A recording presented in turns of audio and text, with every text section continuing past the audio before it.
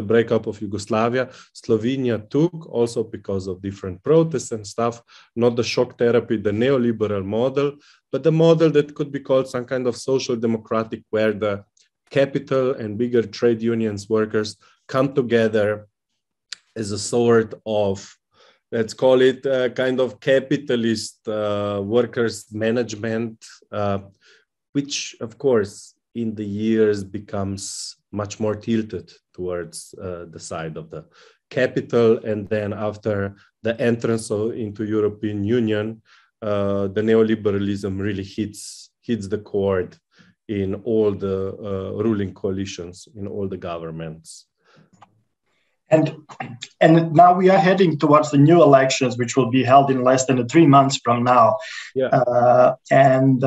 According to some opinion polls, Levica is now the third largest party. I mean, what are the key issues at the moment, and what should we expect? What do you think? What are we heading forward to? So officially, the campaign starts in February. So it's not yet there, but how I reckoned from the conversation and stuff, there will be at least 3 important issues or like pillars. What you can already predict, it's a red pillar. So kind of the one that kind of protects and strengthens and expands the social services, especially the health services, through the corona pandemics have been struck crazily. Also due to the non-investment of the current government. So they're basically setting the space to privatize, that everybody would be so discontent with waiting for the doctors and so on, that they would be very easily doing it. So here the crisis is turned against the workers' demands. Usually you say, wow, it's austerity, it's privatization, so it's better. No, here it's actually Corona worked against the side of the workers. So the red pillar is to kind of also higher the minimal wage, which now in Slovenia is 732 euros. So this is not a lot of money. It's NATO, but it's not a lot of money to make it through the month. So this is another demands to really go. You don't say 1,000 euros more. You do it gradually. But what has been done, a lot of tax breaks have been given to the richest. This is the government before, and also the government now, like before. So there are a couple of very consistent policies that the left has in its program for these elections and for future. Then second pillar is the green pillar. So it has much more, successful campaign, which was not done by the left party, but it was done also with the help of the left party. And a lot of people on the grassroots levels have initiated themselves in the referendum, which you probably heard is like a referendum for the water, for the clean water, for that being accessible and not privatized. And there was a huge victory on the referendum against what the government tried to push, very narrow corporate interests. And the whole generation of a lot of people, young and old, were very present. And the left party was, pushing for it, but also center left was pushing. So nobody will take like really exceptional credits for that. It's a grassroots work. It's good work, but it's important that it's there, and one can work on that on other fields as well. Since Slovenia is one of the few places in Europe that gets still more forest every year, and with a bit more smarter policy, you can reach this target till 2030 and not 2050 about the CO2, you know, the emissions. And there is, you know, things what one should be investing more. There are a lot of good analysis. I would just say that you as a party, you need to enter into coalition that is ready to do these changes, and it's not doing too many compromises.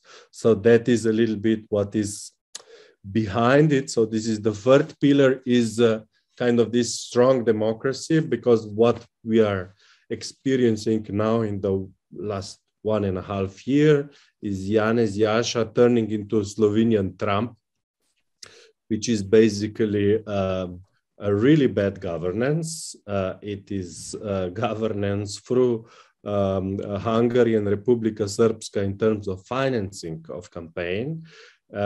So there is a lot of very tricky businesses, illegal financing of media and party, which is like really big red alarms behind it. But there has been really big purges of you know, all different experts and people that were, it's not just about the state secretaries and ministries. That's okay. That's normal for every, you know, coalition or government to do, to set certain direction. But they really went to people through all institutions, you know, from museums, cultural institutions. Now they're attacking university system. So it's, I mean, they saw Orban, how Poland and Hungary did it. They're basically copy-pasting it, but due to Corona pandemics, they can do it much faster. So the level of democracy and the kind of confidence and people have been disillusioned, protesting on the streets, but nothing has changed. It just went through worse. The problematic part of this is that the whole kind of political discussion then is reduced to being for or against Janez Janšas. So Janez Janšas kind of structures the whole media political landscapes. So usually it's enough that you have a very successful new face. That has happened, you know, with Marjan Šarec before. Before that was Miro Cerar, one lawyer, and now they're bringing Golob.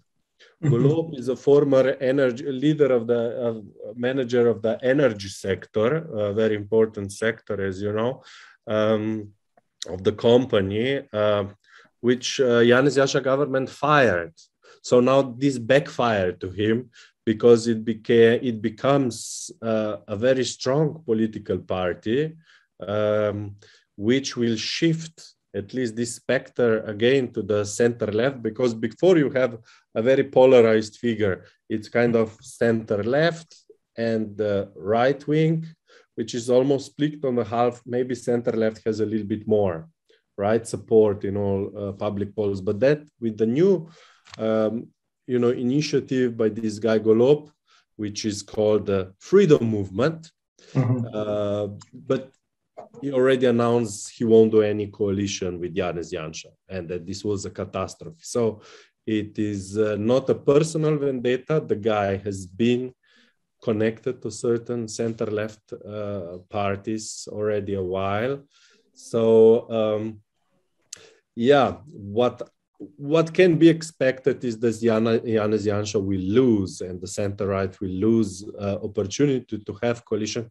Like I say it with quite some confidence because of these public opinion polls, but also the mood and everything has been going in. So if there is no some kind of miracle, like they will lose the elections. The problem is like what comes after. So being against Janez Janšas has already proved not to give any solutions, right?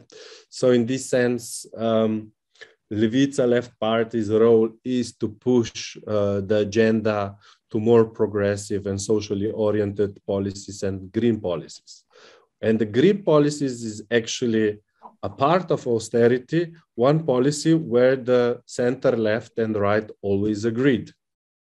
So there was not much discrepancy between the exploitation of the environment or having a complete lack of vision of future.